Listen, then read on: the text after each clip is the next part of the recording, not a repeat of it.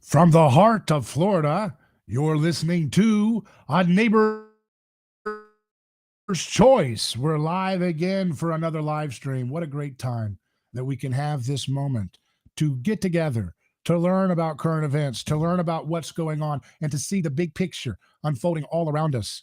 Something that a lot of folks don't seem to have their eye on. They're fixated on the waters, the tumultuous waters. They're fixated on all the noise. They're not focused on the big picture. They're not seeing the big design that's unfolding because of the master of history, Jesus, and his personhood revolution. It's unfolding right before our eyes. You see, folks, right now, so many people are under, globally, the yoke of, they're under the yoke of what people call leftism or wokeism, political correctness, well, all these different isms, but in reality, they're under the yoke of oligarchs and power structures that are deeply, deeply cheap ripoffs of Christianity. They're ripping off the aesthetic of Jesus and his concern for victims. They're ripping off the concern to alleviate violence. Everything they do to promote, forced medication or onto populations, as we saw a few years ago. When it comes to selling us on the new aid package, it's always designed to be in the name of the least of these, in the name of the little ones, in the name of women, children, in the name of our democracy being this catch-all term that says, don't you ever question authority. Don't you ever question those who are in power in your neck of the woods, in your community, in your nation, right? And it's all falling apart at such a rapid pace.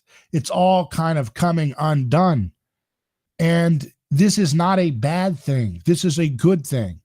And I am convinced that if we do our part in telling the truth in this time, that the nations who are under the bondage of various forms of power, whether it's the globalism, which is the more powerful faction, or its kind of nationalist, competitors that have popped up around the world, all these ideologies are ultimately playing under in the sandbox that Jesus inaugurated 2,000 years ago in the personhood revolution.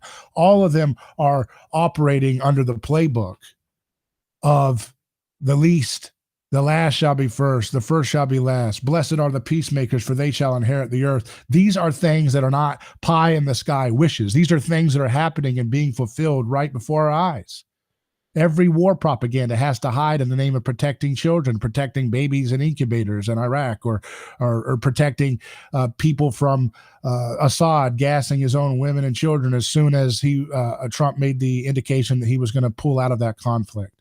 I mean, it's the level of ridiculousness that you have to maintain in your mind and heart, the level of severe cognitive dissonance that one must maintain to believe in the propaganda of the establishment is just reaching a level that is beyond comprehension.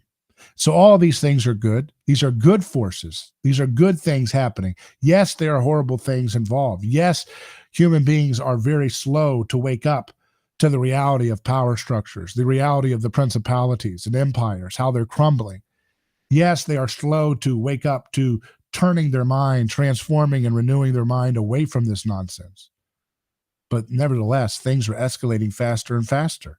And I am convinced that if we do our part to spread the truth will take care of itself. And I am convinced that nations around the world, foreign nations that are also under the bondage of globalism or corporate fascism, corporatism, will also be waking up to the fact that Jesus is liberating them.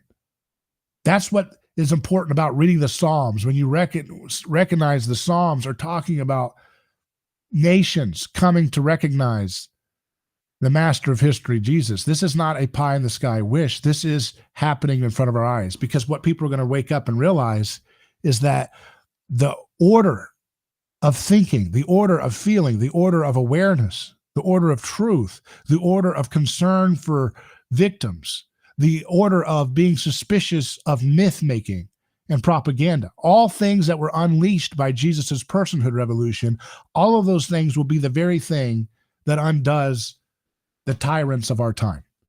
And people will start to realize the liberator. They'll start to realize more and more that Jesus is in charge of history, and that he is, in his good news, the gospel and its ability to awaken people to the sanctity of the person, to the sacredness of the individual human person, and the nonviolent implications that come along with that. The more that that continues to spread around the world, as the knowledge of the Lord spreads, that's what the knowledge of the Lord entails. It will undermine governments that are under the yoke of whatever you want to call this world order today, globalism, tyranny, trying to use words like democracy to justify raw power grabs, trying to say this is just to help people and their freedoms and their rights, while you're just money laundering billions and billions of dollars to military industrial organizations and corporations. You're just trying to launder it to friends in places like Ukraine and what we see all over the place happening. The aid package, Senate goes along with it. They keep doing the same old, expecting different results. But we know that change doesn't happen from a kind of political awakening. It happens first in a cultural awakening, when people at the religious level become aware of their idols. They become aware of the idolatry of trusting in kings and princes to save them, and trusting in revolutionary figures to save them from those crooked oligarchs or crooked tyrants that they encounter in their lives. The whole dialectic, both the oppressor and the supposed liberator of the oppressed, both of those things are just one and the same. It's just man's attempt to make meaning, man's attempt to create order, and that's not the way that Jesus does it. Jesus says that the scapegoat mechanism that bound humanity together is dissolving in real time. It's dissolving every single day, that powers of the world, governments of the world that use their relative infection with the gospel, they use that and that comparative advantage that they get from that over other competing nations to then exploit that power differential. But in so doing, the gospel is kind of like a trap. It traps the tyrants. Let me explain this again. When you see a nation that is more trying to use westernized or so-called globalism or victim concern or political correctness to gain power, it is using a chess move that it's only allowed to do within the framework that Jesus has set in motion. As I've mentioned in the past, ancient communities, they did not, let me repeat, they did not have to justify their power grabs, their coercions, their might makes right campaigns with these appeals to concern for victims. That's something that is a modern effect, a modern reaction of those with authoritarian power around the world to justify their behavior. Look at Putin. Putin has to constantly say in front of the world stage, I'm doing everything I'm doing in defense of the vulnerable. I'm doing everything. That's what Putin says. I'm doing everything to stop Nazis, right? Which is an appeal to victimism, ultimately, to say, hey, look, we're the ones on the side of the oppressed. And if you look at every person's side, you can see half-truths and partial truths. You can see justifications for why they did what they did from their perspective, their running of the tape of the reciprocal aggression in a conflict. But you can roll the tape back and see where they aggress too. And it's like an endless tit for tat thing that we look back. I've said this many, many times. You look at the same thing with America. America is more in tune with propaganda, more shameless in its appeal to Christ-haunted type rhetoric. Oh, we're coming in the name of our democracy. We're coming in the name of human rights. We're coming in the name of freedom, and we're coming to protect West from the Western governments of Europe from authoritarians. Like Mitt Romney said, if we don't do this money laundering $100 billion deal for Ukraine and elsewhere, then the authoritarians would take over. North Korea, China, Russia, Iran, they'll take over if we don't keep laundering our money, our taxpayers' dollars for other, all these endless conflicts. So we know the game is in real time being exposed. People are becoming more and more aware of this process. And the next step that needs to happen for people is for people to take hold of the idea that we have articulated for years on this program. Once people understand that the Western oligarchs and other rivals of theirs are kind of falling apart in their propaganda game. They get that, but they don't know why, right? They don't understand, like we do on this show, that Jesus set those things in motion. They don't understand that they are set in motion precisely because the gospel is like a trap. It opens up for tyrants. It opens up the opportunity for progress, for growth, for exponential technological advantage over other nations, of civility, of truth-telling, of private contracts that are honored and respected, of courts that are integrity-driven. These are all aspirational ideals that are an effect of a gospel-saturated society. And with that advantage, because humans have free will, they tend to then use that advantage oftentimes to exploit differentials in a sinful or missing the mark way. And when they do that, it ends up that their momentum, their overreach ends up falling on its own weight, on its own inertia. And that's how Jesus defeats powers of the world. And so I think that you're going to rapidly see people all over the world start to realize that the way of Jesus is the way of peace on earth. Not some abstract Platonic notion, but peace on earth. Reconciliation of gender differences, reconciliation of ethnic rivalries and tribalism, reconciliation with our relationship with nature, not having to have this antagonistic Mother Gaia fantasy that's just another myth for oligarchs to exploit Christian sensibilities and concern for care and things, and then turn it into a power grab and turn it into a money-making grab. So all that being said, I thought we should have somebody in studio to actually debate some of these matters that we've seen in recent news, to have somebody give the counter perspective, to hear from the establishment perspective. So we have with us, joining us today, CNN correspondent, neoconservative, Tina. How you doing, Tina? Hi! I'm so glad to be here to set the record straight. Tina, what do you want to share with us? Did you see the interview with Tucker Carlson? Did you enjoy that debate that kind of happened around that interview about what's our role in Ukraine? Did you enjoy that? Absolutely not! We are not to have free speech in the West. We cannot allow that kind of nonsense to prosper. But what do you mean? We're America. We have the First Amendment. What are you talking about? This is our democracy. That's hate speech to say people can talk. I don't understand how that's hate speech, Tina. Tina, you telling me that we can't hear from journalists interviewing people that we're opposed to?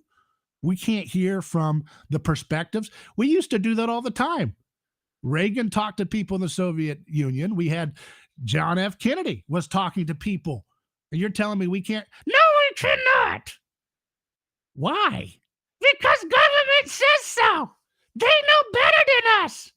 We don't need free speech anymore. That's something that stupid people a long time ago came up with. So what do we need then? Just our democracy. Our democracy is never wrong. Our democracy always has wars for good intention. I don't believe that, Tina. You really believe that that's what our democracy always does? It only goes to war for good intentions? Absolutely. Well, what's your basis for that? I mean, I know you're a CNN correspondent. No, yeah, I know all about this because I watch TV. But what do you mean you watch TV? You know, all the time there's all kinds of lies and trickery, fantasy. TV's been wrong about a lot of stuff. What do you mean TV's wrong? TV is always a window to the reality around us. And that reality is that our democracy is the only thing in the world we can count on. Nothing else is believable. So no one who is in opposition to our democracy should be heard from. Oh, come on, Tina. You know that's not the foundation of our country. Our nation was founded on the belief that people should be able to have freedom of expression, even if we don't agree. I mean, that's what we've come to accept in our country, in America. I can't understand how you would say that that's something that we should get away from. How could that be possible? It is only the truth of our democracy we should hear from. If we let Tucker Carlson come back to United States without being arrested, then the whole world is in danger of being destroyed and enslaved by North Korea and Iran and Russia and China maybe too. I just don't understand how anybody could possibly allow a journalist like Tucker Carlson to come back to this country. Arrest him! Oh, come on, Tina. What law can you appeal to say that we should arrest Tucker Carlson for just interviewing people? That's not true. You can't say that's okay. There's no way you can get away from that. Absolutely we can. Our democracy depends on it. We have the real facts on our side. There is nothing to worry about. Raytheon is a beautiful company, and so is Pfizer. These are beautiful companies. Everything television tells us about those companies is really, really true. It is our truth, and we should love it and cherish it forever. Oh, come on. I just don't understand, Tina. You, as much as you feel passionate about our democracy, you don't think there's any danger to having this kind of absolute faith that our government is always going to have just pure intentions and pure outcomes? I mean, I'm looking at the Middle East right now. It's still in chaos after all the years we're in Iraq.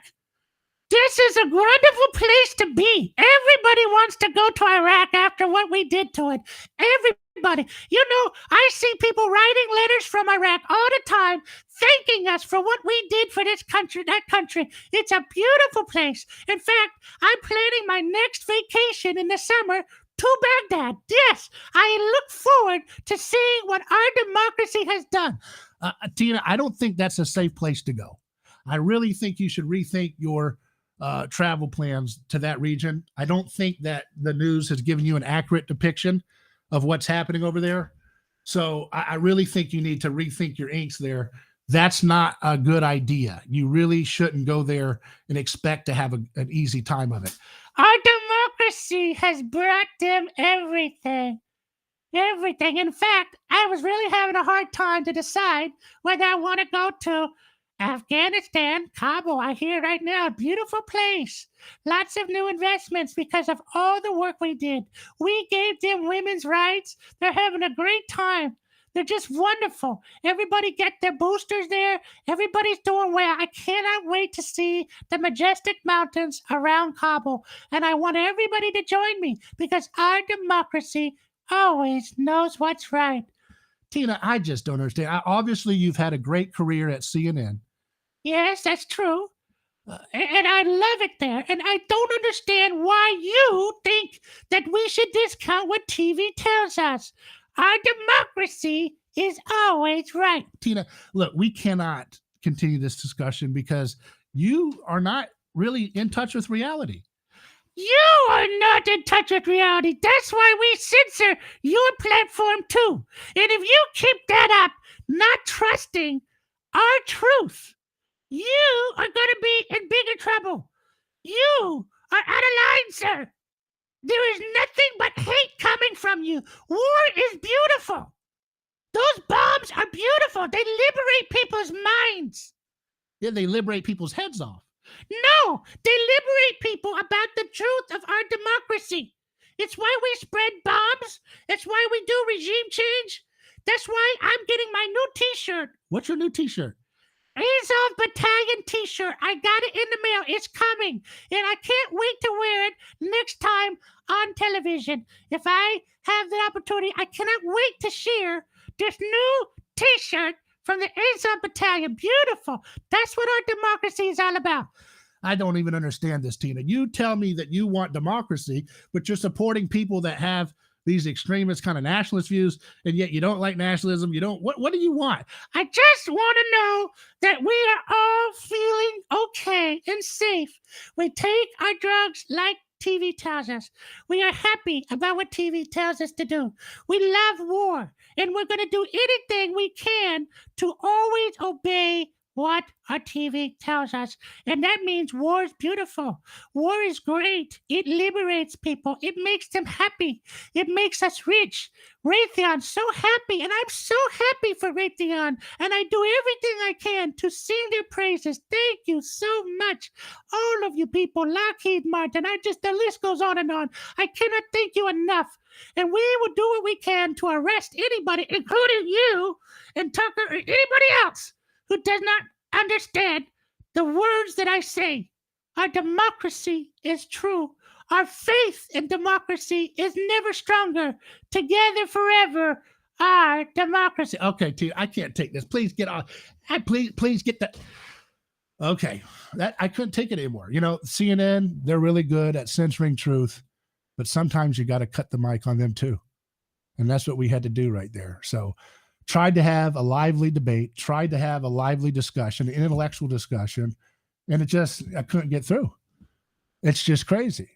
This is literally ape crazy what we're having to deal with. So I apologize for the rambling that this guest, I thought we were going to have a civilized conversation, went off the rails.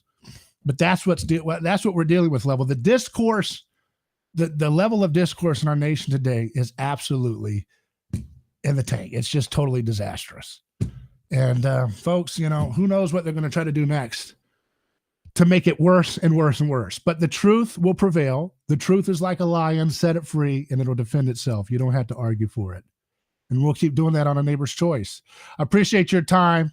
You have a wonderful Valentine's Day. If you're going out to dinner or whatever, make sure you get your fun, get your joy, get your family time together, and we'll see you soon. I'm David Gornoski. You can email me hello at A Neighbor's Choice. Hello at aneighborschoice.com. Godspeed.